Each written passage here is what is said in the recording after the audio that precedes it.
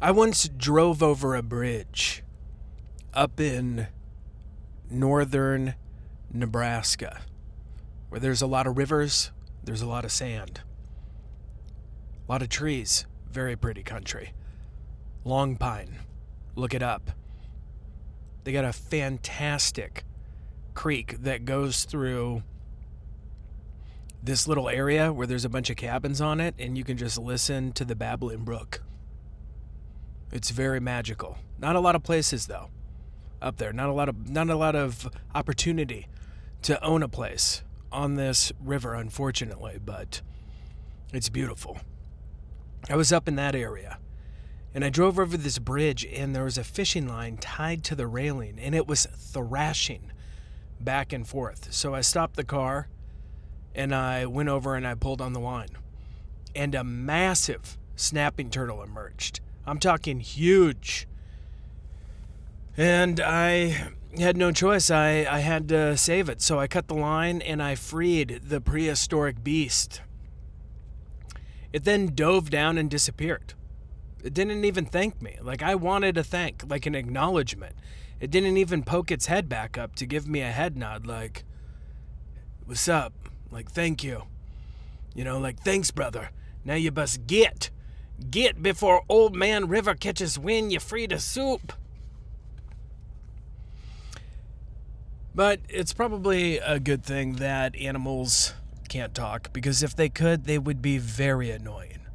They would be thanking us continuously because we keep them alive. Like every time we got home, our dogs would be jumping around going like, thank you for returning, kind master. Thank you. You know, all while attacking the couch pillows with their front paws, like, yeah. And then when we fed them, they would lose their minds with gratitude. They'd be like, thank you for giving me the same food for every meal for the last 267 months. It's okay, buddy. That's what we'd say to them as we petted them. No need to thank me anymore. You've thanked me twice a day, every day, for these 267 months. I know you were thankful. Just please, God, don't talk and eat the meal. Be like, surely, master, I will. I'd be like, thank you, I appreciate it. And then they'd be like, and I appreciate you for providing my dog body the essential nutrients for survival. It would be too much. They can't talk. They just can't, because a lot of people want to be Dr. Dolittle, but you can't be Dr. Dolittle. You saw it. It drove him mad. It drove him insane. I just worked all day. I'm not going to run today, but I got to go to this farmhouse we're renovating, and I have to continue to prepare one of the walls because the guy is coming tomorrow to build the stairs. And it's like, dude, it's just, life is so much work. It never ceases. It never ends. Like, I'm going to turn 42 on Monday. And I think that a midlife crisis is not because we are no longer young and wish we were. That's what people think it is. That's what makes the most sense. But I think it's because we realize we have another 40 to 50 years of having to endure being alive. And then on this second half, this time around, we have to do life as our body slowly decomposes. Decomposing so much that soon our skin will be so saggy, so loose, it'll seem to be melting off of our skeletons. So we still have to do life with the diminishing energy of the youth. Because now I'm just like all these things. My wife's like, we got to take creatine. It's good for us. Or like our bodies, you know, they start like not producing creatine. I'm not really sure. All I know is she said something about how in like our 30s, you know, our muscles start like breaking down and all this crap. And I'm like, what is this? I never thought that I would be having this conversation. Like when I was a young whippersnapper, I was whipping so hard. I was snapping so good. And I'd hear my parents and the old talk about these sort of things, and I'd just laugh at them, and I'd be like, ha, ha, ha, ha, my creatine in my body is doing fantastic. And I would laugh, and they would say, you wait and see, your time will come. And I just can't believe that time is here. I just can't believe that time is here. I mean, I ruptured my Achilles tendon, and I have one calf smaller than the other, and my calves were the best feature on my body. I mean, they were heart-shaped. They were beautiful, beautiful specimens.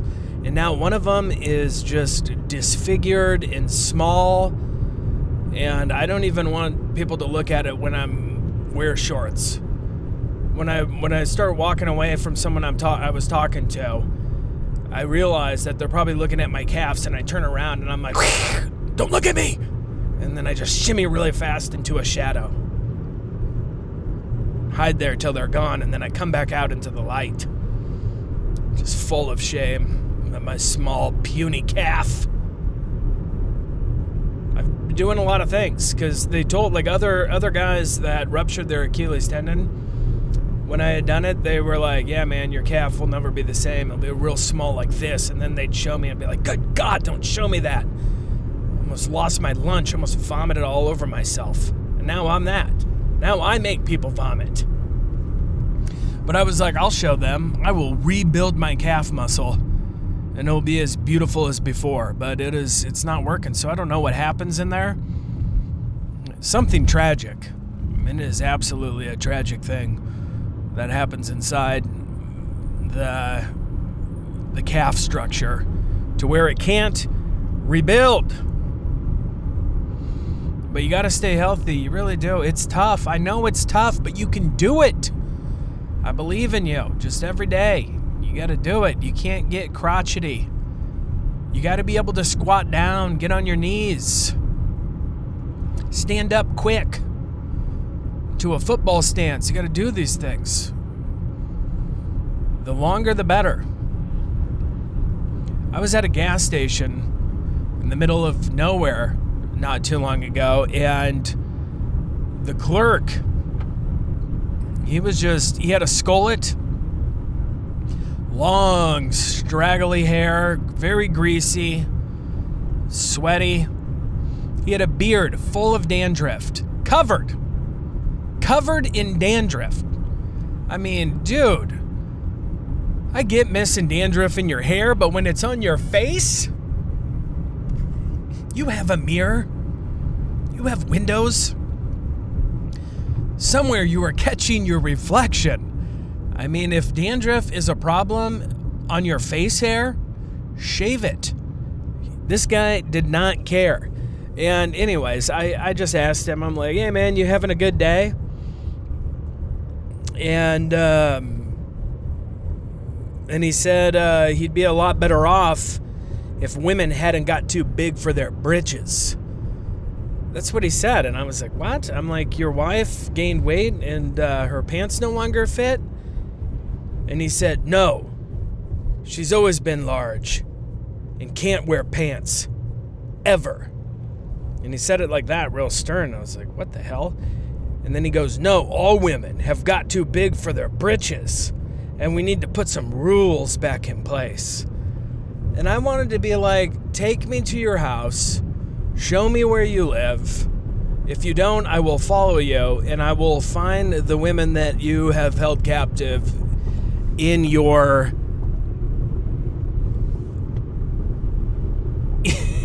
cellar. I mean, obviously, this guy has got some women locked in a cellar somewhere. He's got too big for their britches. He's like, women need to play a game again. They need to play a game they forgot how to play. And I was like, what game is that? And he was like, women can't vote. And I was like, damn, bro. Where am I right now? What is this gas station? Now I'm starting to think that maybe his wife can fit into pants and he just won't let her wear them. There's a twist for you. Oh man, I got to go to 2 parades this weekend. I am just not, I don't know, man. I got mixed feelings about parades. This parade, I've been to a lot of parades this summer. Too many. And actually, I'm starting to, now that I'm about to hit 42, to be honest, this year I have enjoyed the parades more than I have years past. And it's probably because my body's decomposing and I'm losing all of my muscle and my testosterone. Now I just have estrogen and I just have boobs and I love parades. That's probably it. Now I just realized, I just put 2 and 2 together. Because why haven't I hated parades as much as I have in the past? It's the only thing I can think of. But this one parade that I went to this year, dude, they weren't throwing the candy. They were setting the candy down. They were walking and they would set it down at the children's feet. And then when they came by us and set it down, I go, what are you doing? And they're like, we're not allowed to throw candy anymore. And I was like, well, I am. And I picked it up and I just threw it at them. Hit him right in the face. I'm like, this is America, damn it. Pick up that freaking candy and throw it. You set it down. Who has ever been injured or hurt? I don't even think no one's lost an eye getting hit in the face with a Tootsie Roll. Never heard of it. I will scour the internet tonight, though, for articles to see if anybody has lost an eye or suffered extreme injuries or casualties from candy being thrown at a parade. I'm not buying it.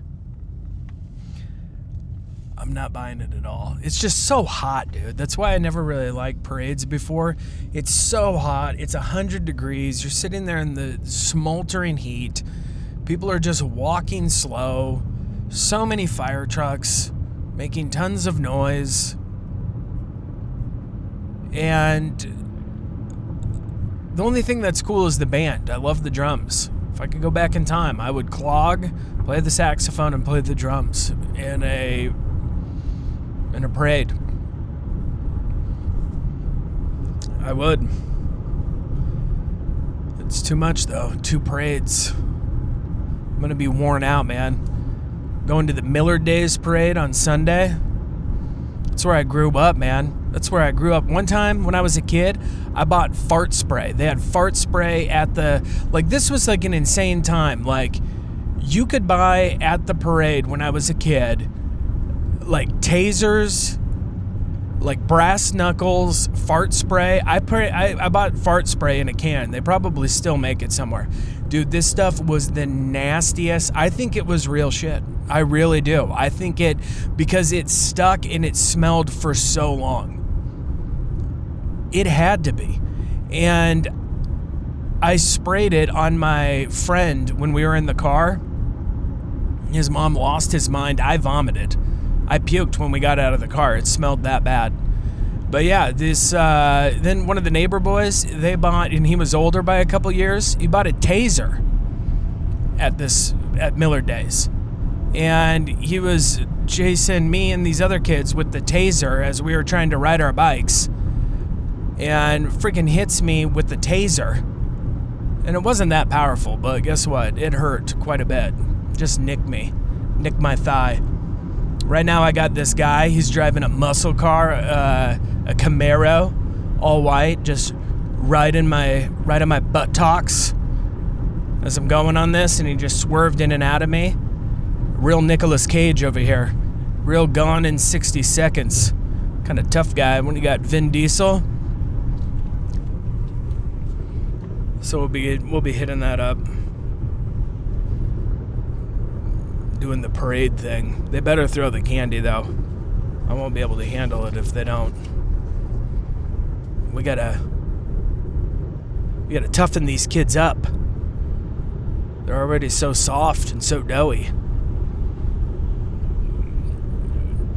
They need to be playing dodgeball, and they need candy thrown at them, and those are just 2 of the things. Dude, we went to, like a month ago, we were in Omaha, and I decided to do my run around Zarinsky Lake, right? It's a state recreational lake. And have things changed. Like, a lot of people were exercising, doing activities. People were riding kayaks. It was a good time. But there is a new phenomenon because of the electric mobiles that are out there. The electric scooters, the electric bikes, the electric skateboard. Like, when I was at a trail in the middle of nowhere in Nebraska, running my 12.4 miles the other day, this dude flew by me just cruising on an electric skateboard with off-road wheels, and it was pretty cool. And then he came back again or whatever. But so they're everywhere. But there's a new phenomenon happening, and I'm sure it's happening across the nation, but it's happening here in Nebraska. And these guys in like their 20s, you know, these skinny dudes in their 20s show up on their electric bikes, and they just have a speaker bungeed to the front of them, and they're shirtless, covered in tattoos, and they're just cruising around the state park blasting rap music that no one asked for. No one asked for it. Just hardcore, just rap about murdering, you know, sex stuff. The whole kit and caboodle. Yeah, I'm dropping that word. That word's never going out of style. I'm never gonna let it die. Dude, I don't even call these people, they're not cruisers. All right, they're douchers. I am calling them douchers. Like, way to ruin the just way to ruin the park, dude. Seriously, families are there with their kids, and then you just have these douchers just cruising. All right, douchers. Okay, here we go. You have douchers douching to and fro all across the park, just blasting this music, ruining people's family time. No one wants to hear that, man. And it's just creepy. You're not even exercising. You're not even running. You're not even doing anything. You're by yourself, obviously on drugs, and ruining everyone's good time. Not a fan. There needs to be a 60 Minutes or a Dateline about this. Just douchers taking over the parks of America. Up next, is your state park overrun by skinny white dudes with tattoos who look like they've smoked a lot of meth, riding electric bicycles with speakers, blaring ungodly music? If not, they will be there soon. There you go. There's the promo. There's the promo right there. I don't know how we stop it. I don't think so. I think you've opened Pandora's box. You can't put the douchers back into Pandora's box. It's too late. How are you going to stop them? You can't. You can throw down, some tacks, pop their tires, hide in a bush, jab a stick through their spokes, spill water on their speakers. It doesn't matter. They'll probably upgrade their electrical devices and come back stronger than ever. I don't know if you can ban it. I mean, these are rebels. These are guys that don't care about laws or the rules. So, they're fueled by rap music.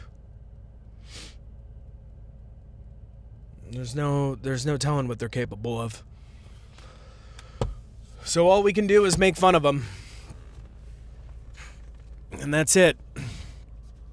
As they subject our children to WAP or WAP or whatever it is that's ruining the children's minds these days. I have a question for you. All right, I'm not going to answer this question myself, but I'm just going to ask it for you. And then you can answer it to yourself, because I just want to present you with this question. So say you were having a party with a high threat level. Like you were having this party and there was a great chance that someone was going to show up with a weapon and unalive people. All right, thank you, sir. I appreciate it. Yep. Have a good day. A guy just I'm sitting here waiting for my Impossible Burger at Burger King, having this conversation with you, and this guy was just at my window staring at me like I was the crazy one. All right, so he's interrupted my question to you. So say you were having a party. There was a high threat level. Someone's going to show up with a weapon, Someone's going to show up, maybe blow the place up. Biological warfare, I don't know. And you had to hire security, okay? There's only 2 companies to choose from. There's only 2 companies that you can choose from to protect you against these threats. And one company are just hardcore, proud liberals. Just so liberal, everything about them. They check every single box. And the other company that you could choose were just proud, hardcore Nazis. Who do you choose? Who do you choose? That is my question to you. I don't know. I don't know what the answer is. I don't know what my answer is. And I'm certainly not going to share it. Because I don't trust you. But you can answer it to yourself. I know it's a predicament. Who do you think is going to be able to stop the threat and protect you? I know. It's like voting for the best of 2 evils. It's the same thing, Every time that someone runs for president, they're like, "Oh, you got to vote for the lesser evil." How about not?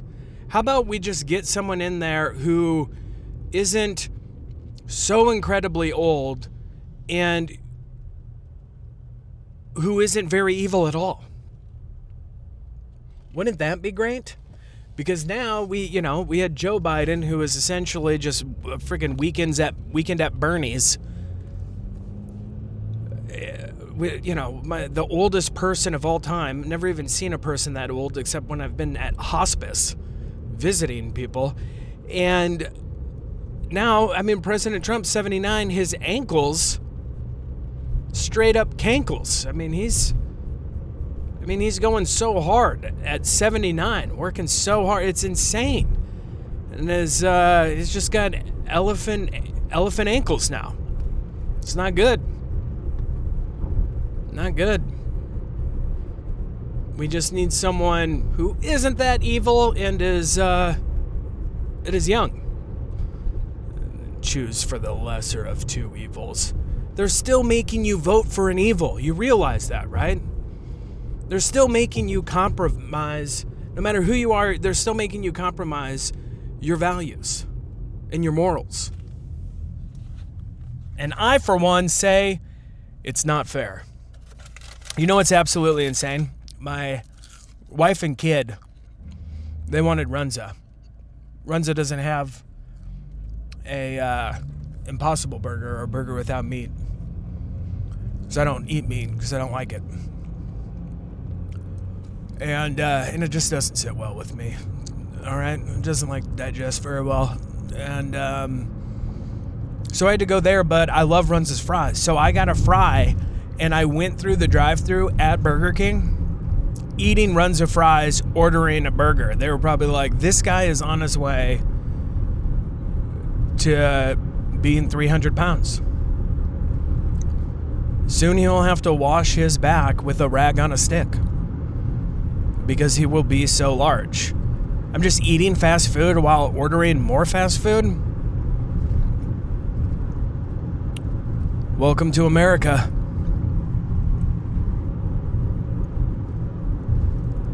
And that's it, baby. Why did I say baby? Who says that? Like, yeah, that's it, baby. It has a nice flow to it, you know? It does. But, that's it. That's it, my little baby boy. My little baby girls. See you later.